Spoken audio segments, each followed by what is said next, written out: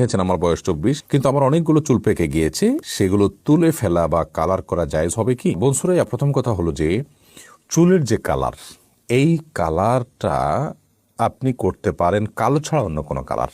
আজকাল চুল পেকে গেলে মেহেদির যে কালার হয়ে থাকে সেটা যেমন করা যেতে পারে, তেমনিভাবে অনেকের চুল সাদা না হলেও চুল সাদা হলে মেহেদির কালার আপনি করতে পারেন। আর চুল সাদা হওয়া ছাড়াও অনেকে স্টাইলের অংশ হিসাবে মেহেদি কালার করে এবং দেখতে সুন্দর দেখায়, সিল্কি দেখায়।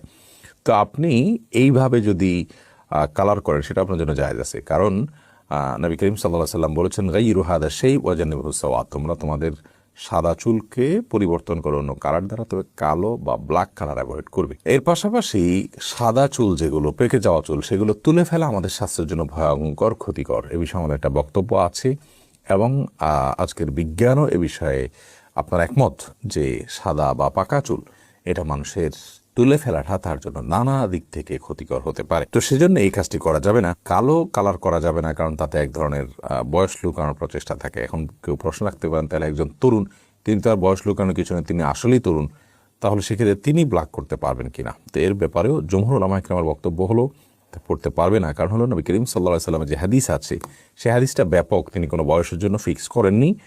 তার এই নিষেধাজ্ঞার পেছনে অন্য কোনো হেকমা বা রহস্য থাকতে পারে। সেজন্য যুবক হোক আর বৃদ্ধ হোক, সকল বয়সের মানুষ চুল পেকে গেলে সেটাকে ব্ল্যাক ছাড়া অন্য কোনো ন্যাচারাল কালার দ্বারা কালারফুল করবেন, যে কালার মাধ্যমে চুলের উপর আলাদা কোনো স্তর বা লেয়ার পড়ে না, এরকম যে কোনো কালার তিনি করতে পারেন, কিন্তু ব্ল্যাক কালার দিয়ে পরিবর্তন করবেন না। যদিও কোনো আলেম বলেন যে না, বয়স যারা তরুণ তারা তো আর লুকার কোনো অপশন নাই, তারা ব্ল্যাক কালার করতে পারবে, কিন্তু এই মতটি সংখ্যাগরিষ্ঠ ওলামাদের মতের বিরোধী এবং পরিপন্থী মত।